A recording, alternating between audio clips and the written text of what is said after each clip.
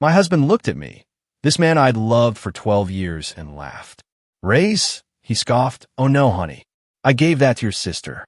In that moment, my entire world shattered into a million sharp pieces. It was supposed to be the best day of my professional life. For months, I'd had that Thursday circled in red on my calendar. It was the day of the big promotion meeting. I woke up that morning before my alarm, the sun just a faint promise on the horizon. I remember the specific feeling of the cool hardwood floor under my feet as I padded into the kitchen. I made coffee the way Preston, my husband, liked it, 2 sugars, no cream, and left it on the counter for him. I remember thinking in that quiet, hopeful moment that this was the day everything would change. This was the day all the sacrifice would finally pay off. For 8 long months, I had been the one holding our company together. It wasn't an exaggeration. It was a simple, quantifiable fact. The portfolio in my hands felt heavy as I got ready. Not from the weight of the paper, but from the weight of the late nights, the missed dinners with my daughter before she left for college, the sheer unadulterated effort I had poured into every single page. I'd single-handedly saved the Campbell Industries account, a contract worth a staggering $2 million a quarter. I didn't do it with a single clever idea. I did it by working until 3 in the morning for 2 straight weeks, living on stale coffee and adrenaline, anticipating every one of the clients' needs before they even knew they had them. I had personally managed the Morrison Hotel's crisis, flying to 3 different cities in 48 hours to do damage control before the story ever hit the press. I had completely overhauled our digital marketing strategy from the ground up, a project everyone else said was too ambitious, and increased our engagement by a staggering 340%. So when I walked into that conference room an hour later, I was practically floating. The air buzzed with nervous energy. I smiled at the leadership team, my team, the people whose departments I had supported and whose mistakes I had quietly fixed. My eyes landed on my husband, Preston, sitting at the head of the long mahogany table. He was the boss, the CEO, the man I had built this company with, the man I'd been married to for 12 years. I caught his eye, gave a little wink meant just for him, and said, with a laugh in my voice that was full of anticipation, I can't wait for my raise. A few people chuckled politely, the sound echoing in the high-ceilinged room. But Preston just laughed. It wasn't a warm, shared laugh. It was hollow, distant, amused.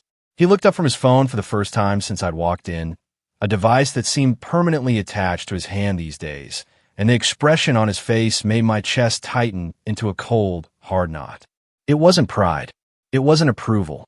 It was pure, undisguised amusement, and it was at my expense.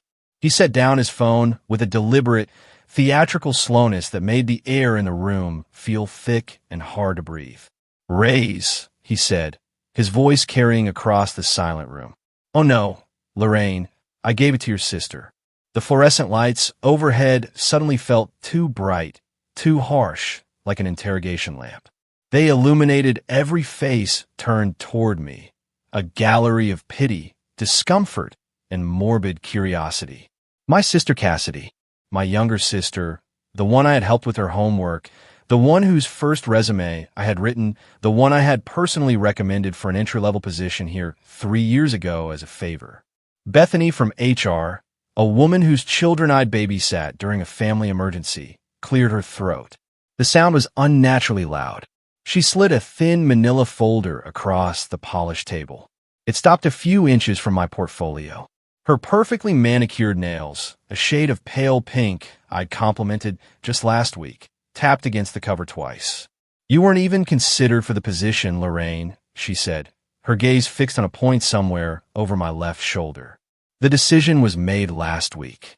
I just stood there, my multi-million-dollar portfolio clutched against my chest like a shield.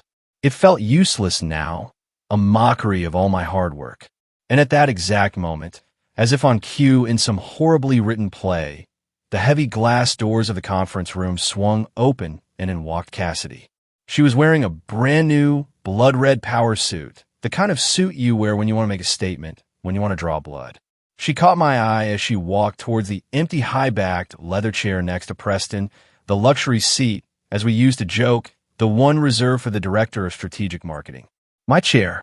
She offered me the slightest shrug, a dismissive little gesture that wasn't an apology, but a declaration of victory. It broke my heart into a million tiny, sharp pieces. Forgot to mention it, she said, her voice dripping with a false sympathy that was more insulting than any gloating could have been. She settled into her new chair, crossing her legs, the picture of effortless success. That afternoon, I cleared my desk. It was a surreal, out-of-body experience. The orchid I'd nursed through 2 brutal winters, coaxing it back to life. The coffee mug my daughter Paige had given me that red, world's best multitasking mom. The framed photo from our company retreat, where I'd been named Employee of the Quarter for the 3rd consecutive time.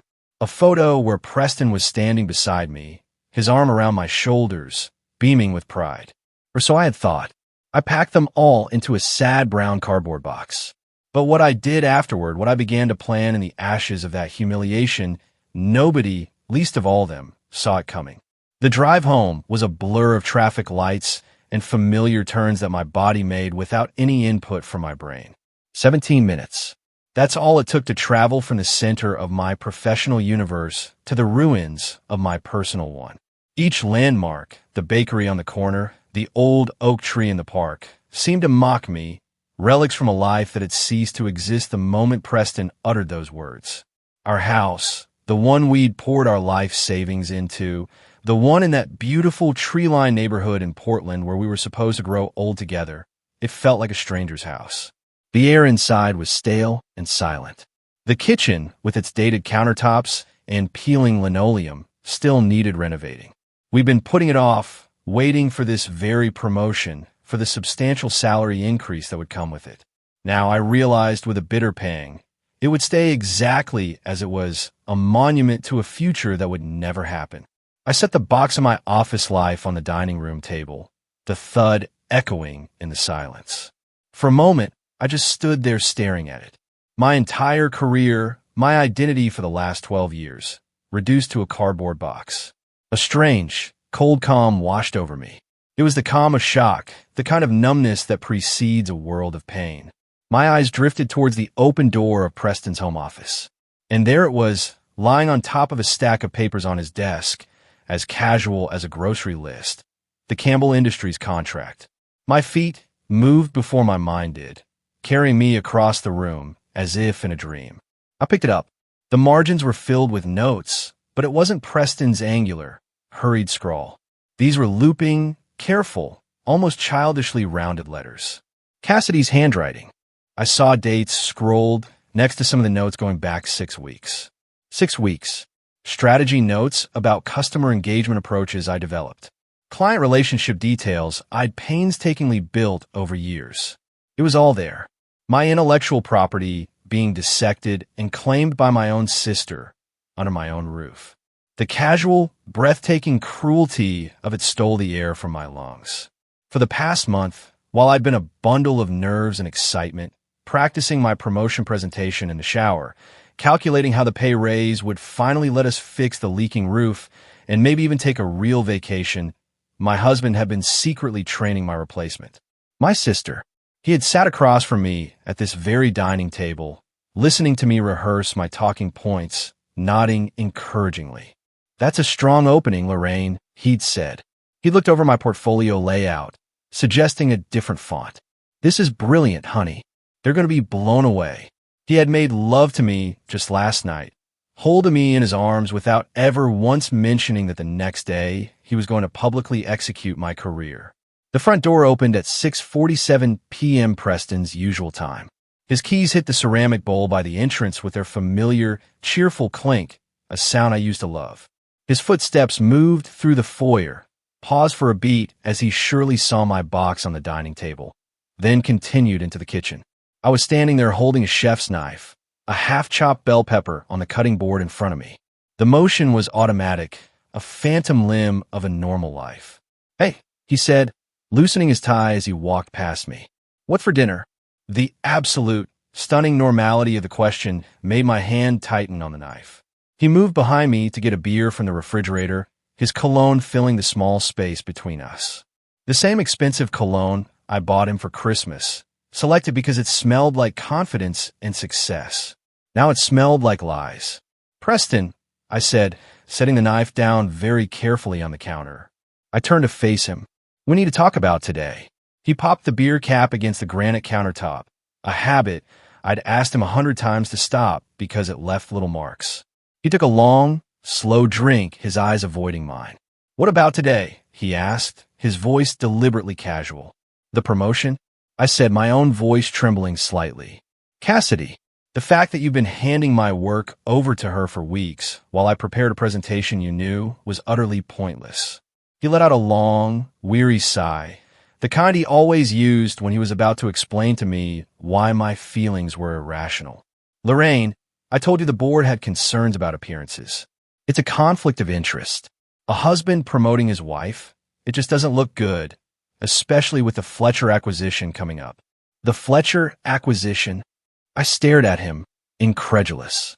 The acquisition I structured, the one where I spent 3 weeks courting their CMO to make sure the transition would be smooth. That acquisition, which is exactly why we need someone like Cassidy in that role, he said, taking another swig of beer. Someone without personal connections that could be seen as a conflict. Someone like Cassidy, I repeated, my voice dripping with sarcasm. The woman who asked me last week what ROI stands for. She's leading a multi-million-dollar acquisition. She's using my frameworks, my client relationships, taking credit for campaigns I built at 3 a.m. while you slept peacefully beside me. That's how business works, Lorraine, he said, his voice flat and cold.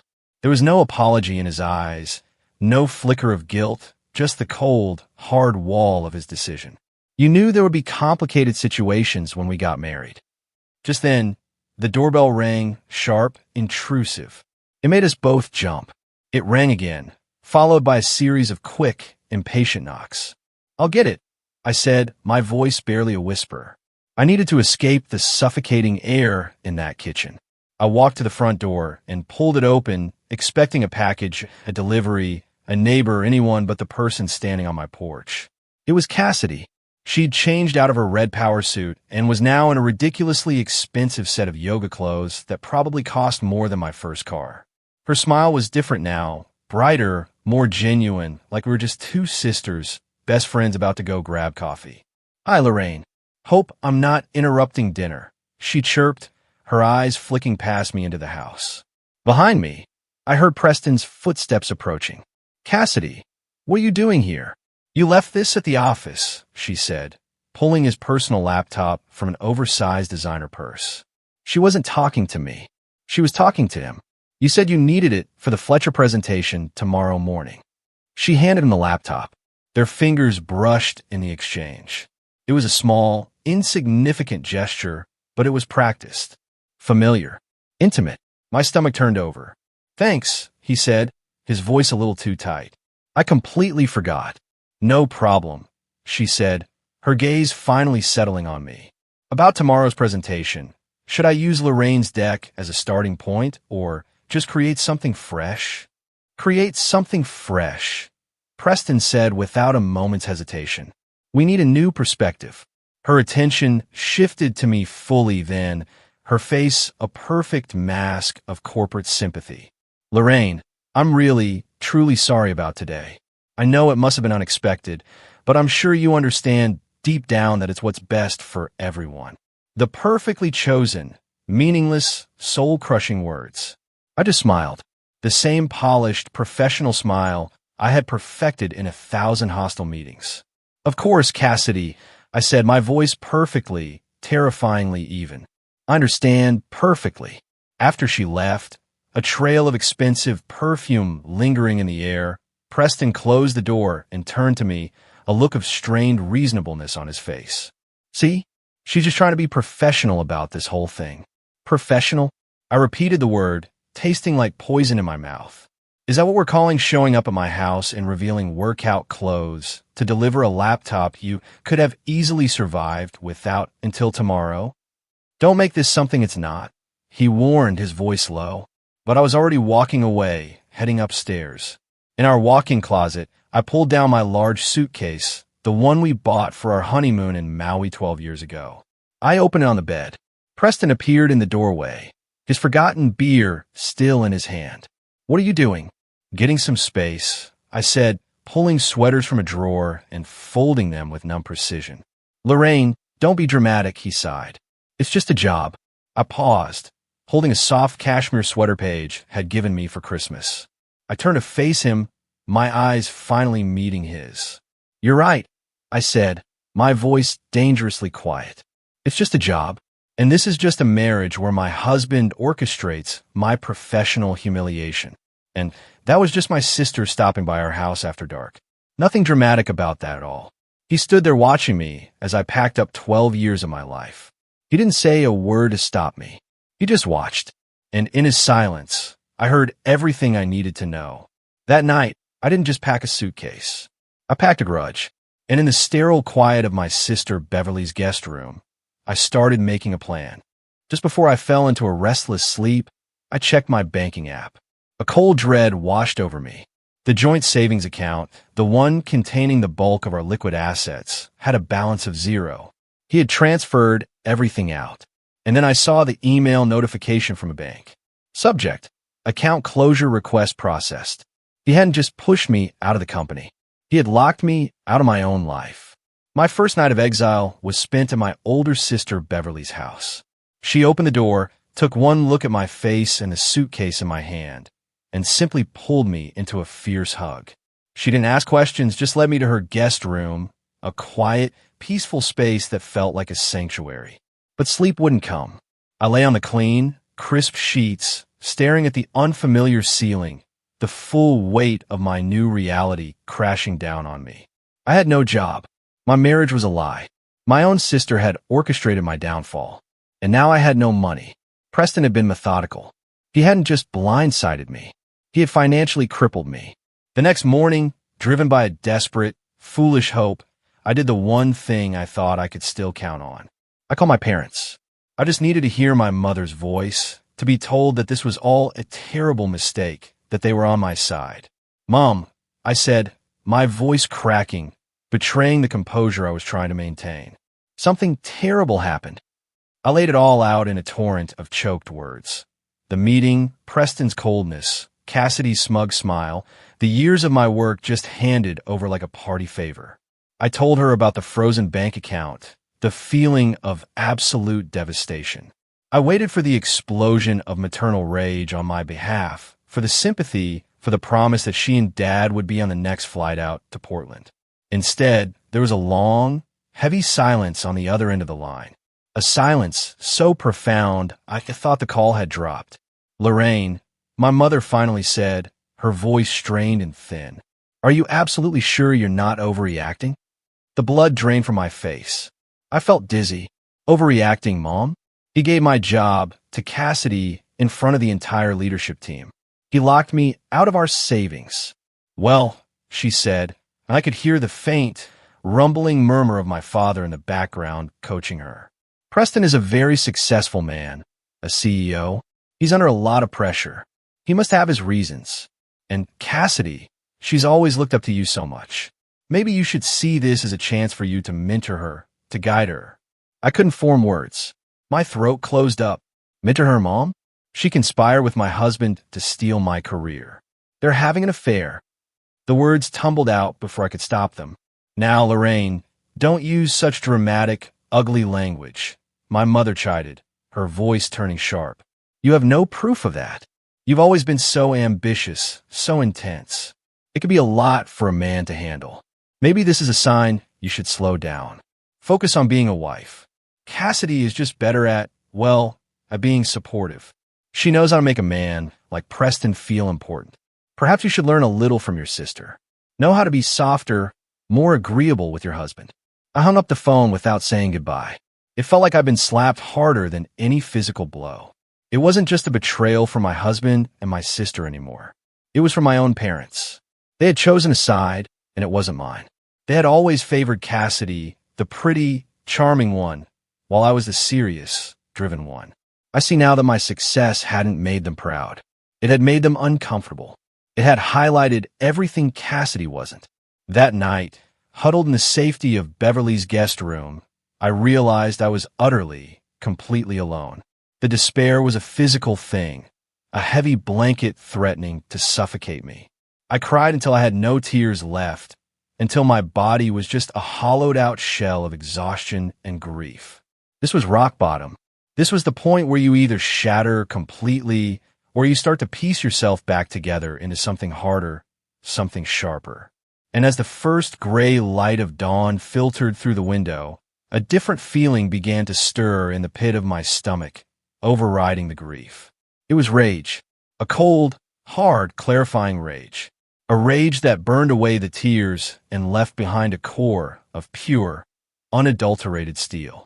They had pushed me off a cliff into the darkest abyss. They just didn't realize they'd given me wings on the way down. Beverly's quiet suburban house became my war room. She was my rock, silently providing coffee, food, and the space I needed to think. My first challenge was a practical one. I was an army with no weapons. My access to the company's servers had been revoked. My email locked. My digital life erased. But Preston had made one critical, arrogant mistake. He underestimated my memory. He knew I was a brilliant marketer. He'd forgotten that 15 years ago, when we were just a scrappy startup in a rented office, I was the one who designed and built our company's entire network architecture. I knew its backdoors. I knew its forgotten pathways. I knew its ghosts because I had created them. The local public library with its rows of anonymous computers and free Wi-Fi became my new office. The smell of old paper and floor polish was a strange comfort in the chaos. For 3 solid days, from the moment it opened until the moment it closed, I sat in a corner corral, nursing a single cup of lukewarm coffee from my thermos, my fingers flying across the grimy keyboard of a public computer. It was a painstaking, nerve-wracking race against time. I could feel their IT department, my old team, closing the loopholes, patching the very holes I was slipping through. My screen would flicker, a connection would be lost, and I'd have to find another way in, using old administrator passwords I'd set a decade ago, and prayed no one had ever bothered to change. My heart pounded with a mixture of fear and adrenaline. Every time a librarian walked past, I was sure I was about to be caught. But on the third afternoon, exhausted and almost ready to give up, I found it. It wasn't in the main marketing directory. It was buried deep in a partitioned server drive, mislabeled as third quarter financial audits. A folder so boring no one would ever look inside. But the name of the single subfolder made the hair on my arm stand up. Project Nightingale. It was a codename Preston, and I had joked about years ago for a hypothetical palace coup. He was using our old inside jokes to hide his betrayal. My hand was trembling as I clicked it open. It was all there. A meticulous, cold-blooded plan to oust me, dating back nearly a full year. There were emails between Preston and Cassidy discussing my emotional overinvestment in clients as a critical weakness. There were falsified performance reviews I'd never seen, full of fabricated complaints from anonymous colleagues about my abrasive management style. There were detailed financial projections modeling the company's performance after my departure with Cassidy at the helm. But it was the other files that made me physically ill, a subfolder labeled Travel and Entertainment. It was full of photos, dozens of them. Preston and Cassidy at a leadership conference in San Diego, a conference I knew for a fact I was supposed to attend before Preston told me it was canceled last minute due to budget cuts.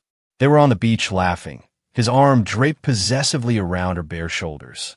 A picture of them kissing, the city lights of Chicago twinkling behind them on the balcony of a hotel suite I knew for a fact was booked on the company dime.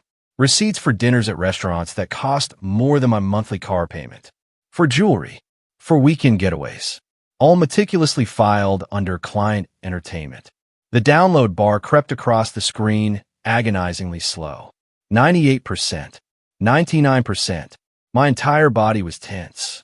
Just as the transfer completed and the little icon appeared on my flash drive, the screen went black. A single stark message appeared in white text. System alert. Unauthorized access detected. Your IP address has been logged. They found me, but it was too late.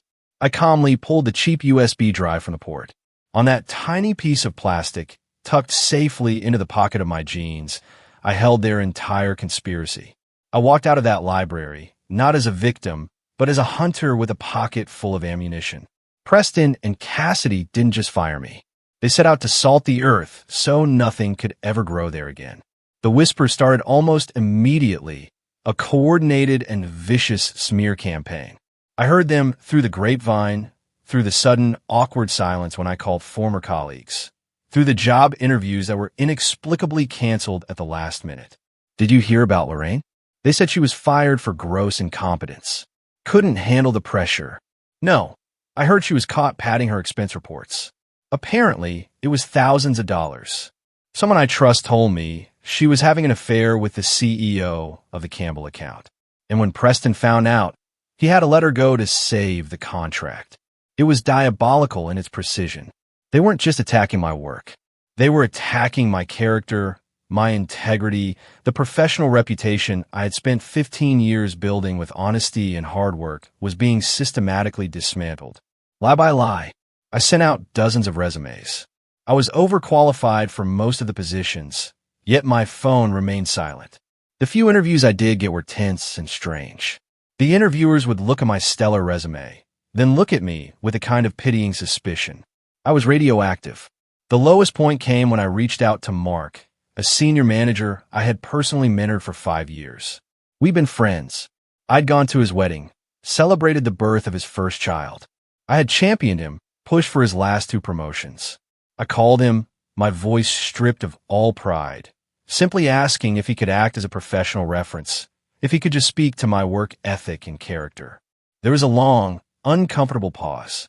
"Lorraine, I can't," he stammered, his voice laced with a discomfort that was almost worse than outright refusal. "Things are really complicated here right now. Preston's made it very clear that, well, that anyone still in contact with you is also having their loyalty questioned." "So that's it?" I asked, my voice hollow. "After all those years, after everything I did for you, you're just going to let them destroy me with lies?" "I have a mortgage, Lorraine," he said quietly, his voice full of shame. "I have 2 kids in private school. I'm sorry. I really am." He hung up. That betrayal from someone I had trusted and supported cut deeper than I expected. It was a brutal lesson in corporate survival. When a ship is sinking, the rats don't just flee. They'll chew off your leg to use as a flotation device. But their scorched earth campaign had an unintended side effect. It made them sloppy. They were so focused on assassinating my character and rewriting the past, they didn't pay enough attention to their present. And that's when I decided it was time to stop defending myself and start investigating them. If they were going to accuse me of financial misconduct, I was going to find out where the real rot was. And thanks to the files on my flash drive, I had a pretty good idea exactly where to start digging. I knew I couldn't win this war alone. I needed allies, people who had been wronged by the same regime and who had their own scores to settle. My first call was to Eliza Carter. Finding her wasn't easy. After being forced out, she had practically vanished from the professional world. There was no updated LinkedIn, no new job announcement. It took 2 days of deep diving online, but I finally found her name listed as a part-time bookkeeper for a small, family-owned construction company in a dusty industrial park on the outskirts of the city. I walked into the cluttered office, the air smelling of sawdust and coffee. Eliza was sitting behind a metal desk, looking smaller than I remembered. Her once sharp business suits were replaced by a faded cardigan. When she saw me, her eyes widened in a mixture of surprise and alarm. We sat in a tiny, windowless break room that smelled of microwave popcorn. I laid it all out for her. The ambush, the smear campaign, the evidence I downloaded. She listened intently, her face an unreadable mask. "I can't help you, Lorraine," she said flatly when I finished. She wouldn't meet my eyes. I signed an NDA with a very nasty non-disparagement clause. Preston's lawyer made sure it was ironclad. He'll sue me into oblivion. I've already lost my career. I can't lose my house, too. He's already ruined me. "Eliza," I said, my voice quiet but intense. "They're not just firing people anymore. They're trying to erase them. You, me. Who's next? They're building their little empire on our graves." I leaned forward, my eyes locking with hers. "They accuse me of stealing." So I started looking. I have the expense reports Cassidy has been filing. The ones for client entertainment dinners for 4 at 5-star restaurants on nights when the client was verifiably in another state. Hotel suites. Jewelry. I saw a flicker of something in her eyes. The righteous anger of a fellow accountant who despises sloppy fraud. He's gotten arrogant, I pressed on. And she's a fool. She's not just padding expenses anymore. She's committing wire fraud, billing hours to federal contracts for work that was never performed. It's not just mismanagement. It's a felony. And your signature is on the last clean set of books. Mine is on the project she's taking credit for. We're the only 2 people on Earth who can piece the whole ugly story together and prove it. She was silent for what felt like an eternity, her fingers tracing the rim of her styrofoam coffee cup. Finally, she looked up at me, her eyes hard. When I left, she said slowly, I made a full, encrypted backup of the entire Q2 financial database. As a personal precaution, she reached into her worn leather purse and pulled out a small silver flash drive. I also have that recording, she added, her voice dropping to a whisper of Preston in my exit interview. He didn't just pressure me to sign off on Cassidy's expenses. He explicitly told me to find a way to make the numbers work for her department's quarterly report, and that if I didn't, he'd personally call every headhunter in the state and blacklist me. She slid the flash drive and a tiny audio recorder across the chipped Formica table. He wanted a war, she said, a grim, dangerous smile spreading across her face for the first time. Let's give him one. I left her office with more than just evidence. I had my first soldier, and she had just handed me a cannon. My next stop was a quiet diner to meet with 2 other women who had been pushed out in the last year. One was the former head of strategic planning, the other the VP of operations. Over greasy fries and bad coffee, they told their stories. Stories of their ideas being stolen by Cassidy, of their authority being undermined by Preston, of being gaslight and marginalized until they had no choice but to resign. By the time I left, I had a stack of sworn affidavits and a network of women ready to burn it all down. The offer from Marcus Whitman, the CEO of Meridian Global, our biggest and most respected competitor, felt like a lifeline thrown from a battleship to a woman adrift on a life raft. He called my cheap prepaid phone on a rainy Tuesday afternoon. I was sitting in my car outside Beverly's house, staring at the raindrops tracing paths down the windshield, feeling the familiar weight of hopelessness settle in my chest. Is this Lorraine Wallace? A deep, authoritative voice said. I almost didn't answer. I was tired of calls from bill collectors and recruiters who had suddenly gone in a different direction. This is she, I said, my voice flat. Lorraine, my name is Marcus Whitman. I'm the CEO of Meridian Global. I hope I'm not disturbing you. I sat bolt upright, nearly choking. It was like getting a call from the president. Mr. Whitman. Hello. No, not at all. Please call me Marcus, Lorraine. I've been in this business a long time. I know talent when I see it. I also know corporate politics when I smell it. I don't give a damn about the rumors I'm hearing from that sinking ship across town. I care about the 340% increase in digital engagement you delivered last year. I care about the fact that you single-handedly saved the Campbell Industries account from walking out the door. I care about results. Tears pricked my eyes. To be seen, to have my actual work, my accomplishments acknowledged after weeks of being treated like a pariah, it was overwhelming. I had to put my hand over the phone's mouthpiece to stifle a sob. Portland's business community is smaller than you think, he continued, his voice kind, but all business. Word travels when top-tier talent is suddenly and inexplicably on the market. We're expanding our strategic marketing division. The position is director, but frankly, that's just a starting point. I'm offering you a starting salary that's 30% higher than what I imagine you were making, full creative control, and a budget to build your own team from the ground up. I was speechless. My mind was reeling. There's one more thing, he said, and I could hear the smile in his voice. I'll have my corporate lawyer look at your non-compete clause. Given the circumstances of your departure, which I suspect constitute constructive dismissal, I'm willing to bet we can drive a truck through it. You bring me 3 of your former major accounts, and I'll make you vice president within 6 months. What do you say, Lorraine? Are you ready to come play in the major leagues? Standing in that dreary, rain-soaked driveway, I felt the first real spark of hope ignite into a blazing fire. This wasn't just a job. This was a platform. This was a war chest. This was redemption. I accept, I said, my voice steady and clear for the first time in weeks. When can I start? Monday, he said. Welcome to Meridian, Lorraine. I think we're going to do great things together.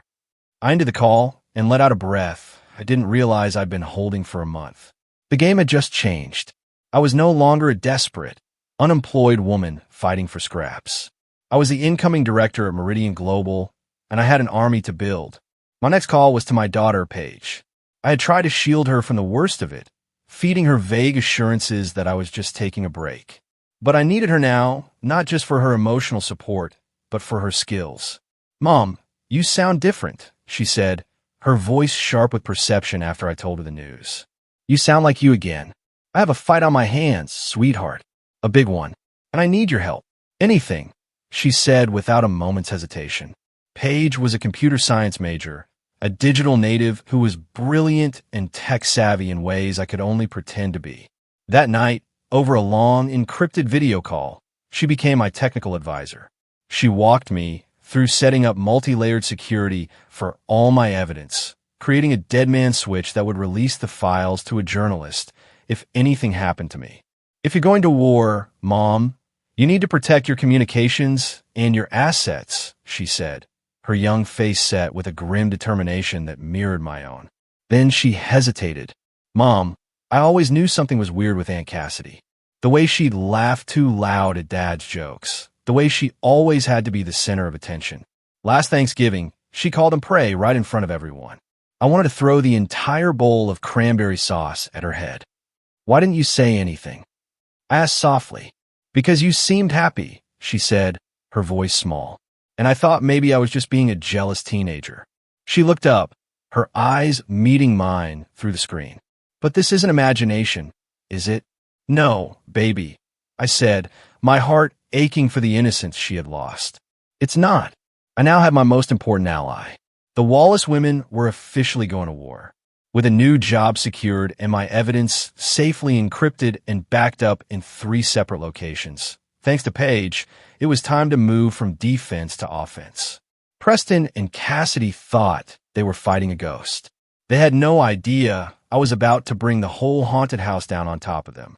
My first move was quiet, precise, and aimed directly at the heart of their power structure. It was an email drafted and redrafted 17 times until every word was a perfectly sharpened, poison-tipped dart. It wasn't an accusation. It was an expression of grave concern regarding potential fiduciary mismanagement and its impact on shareholder value.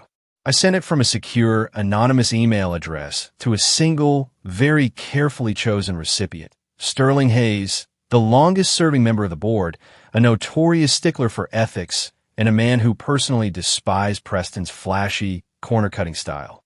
The email didn't mention my name or my scandalous dismissal. It simply laid out a series of troubling data correlations that any competent board member would find alarming. It pointed out with attached, heavily redacted documentation how the marketing department's budget had seen a 40% increase in discretionary and entertainment spending that directly coincided with Cassidy's promotion. It highlighted, using publicly available data, how client retention numbers, while publicly stable, were being propped up by hiding the quiet loss of 3 mid-level accounts, losses that occurred shortly after their primary contact had left. It noted that employee turnover in that specific department had tripled in 6 months, with exit interviews citing leadership concerns that were, according to HR records I'd managed to glimpse, never addressed or escalated. I attached a single, heavily redacted spreadsheet from Eliza's files, just enough to show that the numbers were real and that I had more. The email was designed to light a small, contained fire in the one place Preston couldn't easily extinguish it, the boardroom. It was a formal invitation for the board to start asking its own questions. My second move was public, designed to create external pressure. I spent an entire weekend crafting an article for LinkedIn. The title was When Merit Meets Politics, a case study in corporate leadership failure. It was a cold, clinical, academic analysis of a hypothetical company where promotions were based on personal relationships, rather than professional achievement. I described with charts and graphs how such an environment inevitably leads to financial instability, the loss of institutional knowledge, and a toxic culture that drives away top talent. I didn't use a single name or company identifier, but for anyone in the close-knit Portland business world, the parallels would be unmistakable and deeply embarrassing. I scheduled it to publish at exactly noon on Friday, when I knew most executives and industry professionals would be scrolling through their phones during their lunch breaks. Then I waited. The fuse had been lit. The first explosion was set to go off in the boardroom, and the second was set to go off in the court of public opinion. All that remained was to watch it burn. The explosion happened faster and more spectacularly than I could have ever imagined. Sterling Hayes, as I predicted, was a man who hated loose ends and financial ambiguity. On Friday morning, he bypassed Preston entirely and used his authority as the lead independent director to call an emergency board meeting. My old colleague, Timothy, a sweet, hardworking kid I had mentored, became my eyes and ears, sending me a rapid-fire series of text messages that had my heart pounding. 7:43 a.m. emergency board meeting, just called for 8 a.m. agenda, is listed only as urgent governance matter. Everyone is freaking out. 8:15 a.m. Preston and Cassidy just went into the boardroom. They look like they've seen a ghost. Preston was sweating. 9:02 a.m. They've called Bethany from HRN. The door is closed, but I can hear raised voices. Sterling Hayes is shouting. At exactly noon, as the chaos was unfolding behind closed doors, my LinkedIn article went live. Within 30 minutes, it had nearly 50 comments and had been shared over 100 times. But it wasn't just the numbers. It was the content of the comments. Women and men from across the industry started sharing their own stories of being passed over for the boss's unqualified son or the CEO's new girlfriend. The comment thread transformed into a viral public therapy session for corporate betrayal and nepotism. My story had become their story. But at 2:17 p.m., the comment that mattered most appeared. The one that turned a brush fire into an inferno. It was from Robert Campbell, the powerful and widely respected CEO of Campbell Industries, our most valuable client. He wrote simply, an insightful and troubling analysis. Leadership transitions should never compromise project continuity or client relationships. I am becoming concerned about recent changes affecting our account management. I would appreciate a direct conversation with Lorraine Wallace regarding the ongoing campaign she initiated. He had tagged me publicly. It was a kill shot. My cheap prepaid phone rang within minutes. It was Robert's direct line. Lorraine, he said, his voice grim and devoid of pleasantries. I just found out about your departure this week. This is unacceptable. We have $2 million a quarter invested in strategies you personally developed. I just had a deeply unsettling call with Cassidy. She couldn't answer a single basic question about our target demographics for fourth quarter. She didn't even know we had shifted our focus to the Southwest market. I'm sure she'll get up to speed, I said, my voice a perfect model of professional neutrality. There's no time for that, he snapped. She tried to tell me the new strategy was her idea. I know for a fact you presented it to me yourself 6 months ago. We need you, Lorraine. If you're available for independent consulting, Campbell Industries will retain your services immediately at any price. Actually, Robert, I said, a slow, triumphant smile spreading across my face. I've accepted a position with Meridian Global. I start on Monday. There was a stunned pause on the other end of the line, then a hearty, booming laugh. Marcus Whitman finally made a smart move. Good for him. Good for us. Expect a call from my legal team first thing Monday morning. We're moving our account. The first domino had just fallen, and it was a big, multi-million-dollar one. If you're still listening to this, and I truly hope you are, would you do me a small favor? Just like this video and type the number 1 in the comments below. It helps more than you know. It tells me that you're here with me on this journey, that my story matters. It's a huge encouragement for me to keep going. So please just type a number 1 so I can see you. And now, let me tell you what happened next. After Robert Campbell's call, the dam broke. It was a flood. By 4 p.m., my phone, which had been silent for weeks, was buzzing incessantly. 2 more major clients, Morrison Hotels and Pinnacle Brands, had seen Robert's public comment on LinkedIn and called Preston directly, threatening to pull their multi-million-dollar contracts. They both specifically cited the unacceptable and unexplained loss of their primary strategic contact. Me. Preston, clearly in a full-blown panic and demonstrating the poor judgment that was about to become his trademark, did something incredibly stupid. He had Cassidy send out a company-wide email. In it, she attempted to take sole, explicit credit for every major success the company had had in the past year. The Campbell Industries relationship, the Morrison Hotels crisis resolution, the digital marketing overhaul that had won us 2 industry awards. It was a desperate, blatant, and easily disprovable lie. What she didn't realize, what neither of them knew, was that I was one step ahead. Earlier that morning, anticipating a move like this, I had sent a little care package from a secure email address to my personal contacts, the VPs of marketing at each of those client companies. The package contained the original, unalterable project files, complete with embedded metadata showing my name as the author and a full revision history tracking my work over months. Her email didn't make her look like a leader taking charge. It made her look like a fraud and a fool. Around 6 p.m., though I was in Beverly's quiet guest room, packing the few things I had in my suitcase, preparing for my new life that would start on Monday, I heard a car screech to a halt outside, followed by the sound of a car door slamming. It was Preston. He didn't knock. He stormed up the walkway and pounded on the door like he was trying to break it down. Beverly opened it, a formidable, protective presence blocking his path. "You are not welcome here, Preston. I need to talk to my wife," he hissed, his face pale and blotchy, trying to push past her. I walked to the doorway, calm and composed. "There's nothing left for us to say." His eyes, when they met mine, were wild with a desperation I'd never seen before. "Lorraine, please," he begged. "You have to stop this. You have to call Robert Campbell back. Tell him it's all a misunderstanding.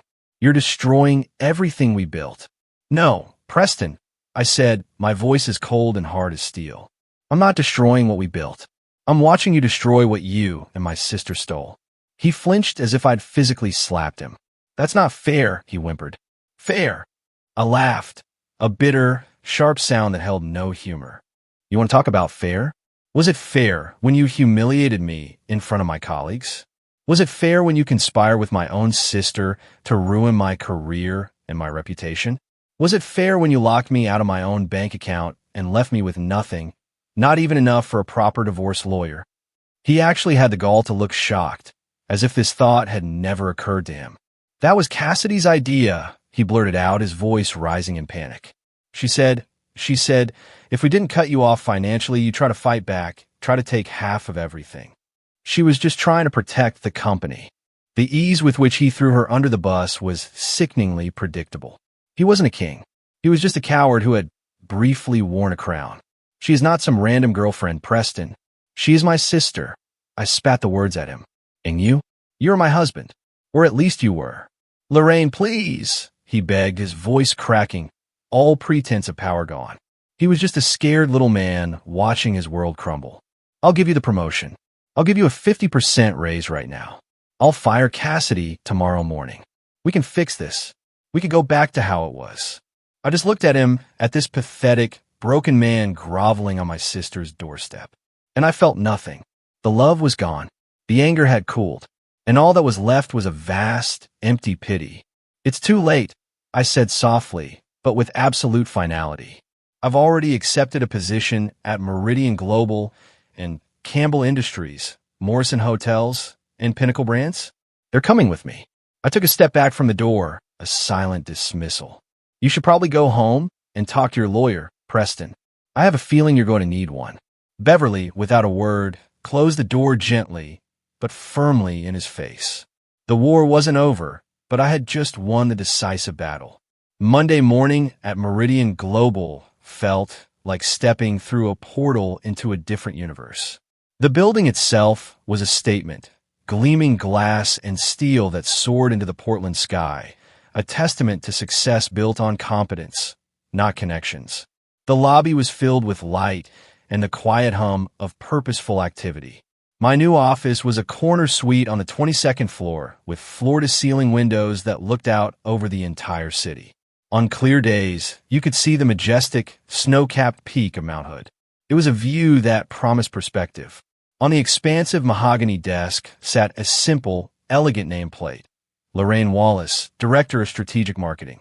Not someone's wife, not someone's afterthought, just my name. My achievement. I sat down in the soft, expensive leather chair, ran my hand across the smooth, clean surface of the desk, and for the first time in what felt like a lifetime, I took a deep, shuddering breath and felt it fill my lungs. The work was a whirlwind, but a wonderful one. My old clients, true to their word, began the process of transitioning their multi-million-dollar accounts. Marcus Whitman was a true leader. He gave me his full support, the resources I needed, and then got out of my way and let me do my job. My new team was a hand-picked group of smart, dedicated, and respectful professionals. They listened to my ideas, challenged them constructively, and executed them brilliantly. They respected me not because I was married to the boss, but because my strategies worked. Within the first month, we had not only secured my old clients, but had also landed a major new account that my old company had been chasing for years. I was not just surviving, I was thriving. But the real bombshell, the one that ended the war for good, dropped on a rainy Tuesday morning about a month into my new job. The Business-Specific Quarterly, the most respected financial journal in the region, published a front-page exposé by a sharp, relentless investigative journalist named Catherine Voliff. The title was The House of Cards, a story of nepotism, fraud, and corporate decay at Cascade Marketing. Catherine had done her homework. She had taken the breadcrumbs I had given her and had followed the trail all the way to its rotten core. She had spoken to Eliza. She had spoken to the other women I connected her with who had been pushed out. She had found a dozen other anonymous sources from inside the company, all telling the same story of a toxic culture of fear and favoritism. She even had the full, unedited audio recording of Preston threatening Eliza. The article laid out in meticulous, damning detail the financial irregularities, the fraudulent expense reports signed by Cassidy, the culture of lies, and the mass exodus of talent. The article never mentioned my name once. I had insisted on it, but it painted a devastatingly clear picture. A once prominent Portland marketing firm being run into the ground by an incompetent, arrogant CEO who had promoted his unqualified mistress, who also happened to be the sister of his highly competent, recently departed wife. The fallout was immediate and catastrophic. The company's stock, which was publicly traded, plummeted 40% in a single day of trading. The remaining board members, led by a furious Sterling Hayes, forced Preston to resign in disgrace to avoid a shareholder lawsuit. Cassidy was fired unceremoniously, escorted out of the building by security with a single box of her belongings, a perfect poetic echo of my own departure. I received a text from my daughter Paige that afternoon. It was a screenshot of Cassidy's LinkedIn profile. Her job title had been updated, seeking new opportunities in strategic marketing. Underneath, a former colleague had left a single, brutal public comment. Good luck with that. I didn't feel the rush of giddy victory I might have expected. Instead, I just felt a quiet, profound sense of justice, a sense of order being restored to the universe. They hadn't just lost their jobs. They had lost their reputations. And in the small, insular world of our industry, that was a fate worse than a corporate death sentence. The house of cards they had built on my back had finally, spectacularly collapsed. 1 year later, I was no longer a director. I was Meridian's chief marketing officer and its newest board member, the youngest woman ever appointed to the position in the company's 42-year history. Our division's revenue had tripled. Employee satisfaction scores in my department were the highest in the company. I hadn't just rebuilt my career. I had built an empire from the ashes of betrayal. The invitation to be the keynote speaker at the annual Pacific Northwest Marketing Summit was the cherry on top. 3,000 industry professionals, my peers, would be there. The topic they'd asked me to speak on was building ethical and merit-based corporate cultures. The irony was so thick I could taste it. Standing backstage in the wings, I adjusted the small microphone on my lapel and peeped through the heavy velvet curtain. The auditorium was a vast, cavernous space packed to the rafters.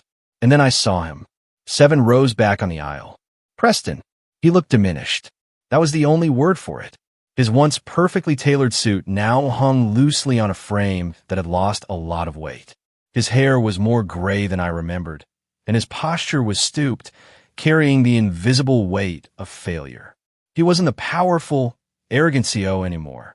He was just another man in a crowd, desperately trying to look like he belonged. Our eyes met for a fleeting second across the crowded room, and he quickly looked down at his program, his face flushing. When they announced my name, the applause was thunderous. It washed over me as I walked onto the stage into the warm, bright lights. I looked out at the sea of faces, at the people who had once whispered rumors about me, and I felt a profound sense of peace.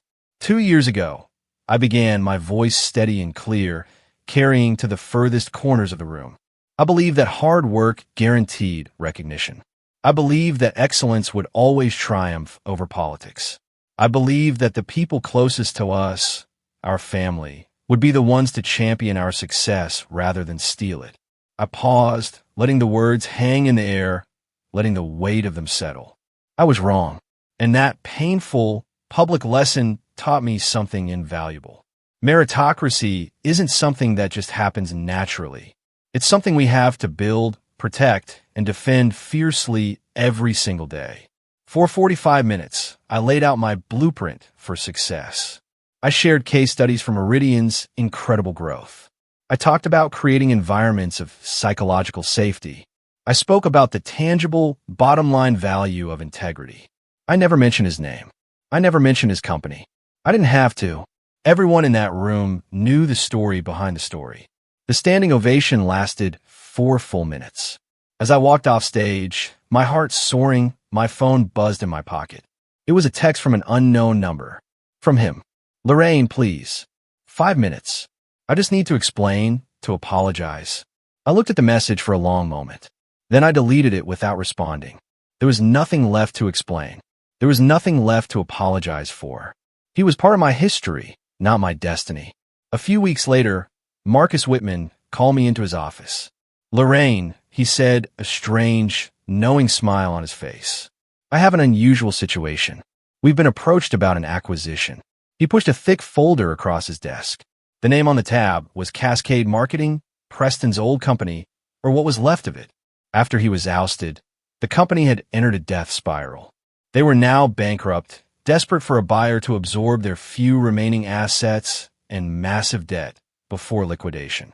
The board wants you to lead the acquisition team, Marcus said, watching my face carefully for a reaction.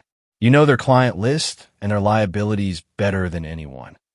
And so, a week later, I found myself sitting at the head of that same long mahogany conference table in that same room where my life had been torn apart. But this time, I wasn't the one being judged. My legal team from Meridian flanked me. Across the table, Preston and what remained of his board sat like defendants awaiting sentencing. And next to him, looking thin and nervous, her expensive clothes now looking cheap and ill-fitting, was my sister Cassidy. She was there as a major shareholder. Her stock now worthless. The terms of the acquisition are non-negotiable. I began, my voice cool and professional as I opened the folder. Meridian will absorb your 3 remaining profitable client contracts. We will not be taking on any of your outstanding debt. As for personnel, I paused and pulled out 2 single-page documents I had asked our lawyer to prepare myself. These executive positions are redundant and will be eliminated immediately with no severance, as per the bankruptcy filing. Preston's name was on the first one. Cassidy's name was on the second, under her now worthless title of shareholder. Her head snapped up, her eyes wide with a mixture of disbelief and fury. "You can't do this," she hissed across the table, her voice cracking. "After everything, I'm your sister. You owe me." I looked at her, really looked at her for the first time in 2 years. I saw the petty jealousy that had curdled into malice, the bottomless greed that had erased all sense of loyalty or love, and I felt nothing but a distant, clinical pity. "Cassidy," I said, my voice devoid of all personal emotion, addressing her as I would any failed business associate. From a strategic and financial perspective, you bring no value to our organization. I picked up my pen, the same elegant fountain pen Marcus had given me when I made CMO. I signed both termination papers with a steady, confident hand. The meeting is concluded. Our legal team will handle the remainder of the transition. I stood up, gathered my documents, and walked out of that room, leaving them to the ruins of the kingdom they had stolen. I didn't do it for revenge. I did it because it was the right business decision. And that, I realized, was the most absolute and satisfying victory of all. In the years that followed, my life blossomed in ways I could never have imagined when I was crying on a lumpy motel bed. Paige graduated summa cum laude from college, her groundbreaking thesis on ethical leadership in modern corporations winning national acclaim. She turned down offers from a dozen top firms to join my team at Meridian. Not because she was my daughter, but because she was the most brilliant, creative young strategist I had ever met. Together, the Wallace women were a force of nature, building something incredible, something lasting. My relationship with my sister, Beverly, grew closer than ever. She was my staunchest ally and my dearest friend. My parents, well, that relationship remained complicated. They never fully apologized or acknowledged the depth of the harm they'd done. But in their old age, there was a quiet, regretful understanding in their eyes that they had backed the wrong horse. I learned to accept their flawed love for what it was and moved on. As for Preston and Cassidy, their stars didn't just fall. They vanished into a black hole of their own making. Preston, with his reputation in tatters, tried to start a small consulting firm, but no one would hire him. The last I heard, he was selling extended car warranties out of a cubicle in a strip mall in the suburbs. Cassidy, unable to hold down a job, eventually moved back in with our parents, her bitterness a constant, toxic presence in their home. But my life was no longer defined by them or by my reaction to them. It was defined by my work, by my wonderful daughter, and by a new, unexpected purpose I discovered quite by accident. It started small. I began quietly mentoring young women who reached out to me on LinkedIn after my keynote speech became legendary in the industry.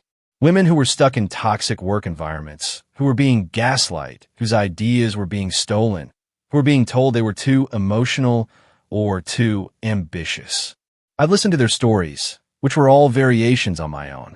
I'd give them advice, help them polish their resumes, and when I saw real untapped talent, I'd make a quiet call to a contact and open a door.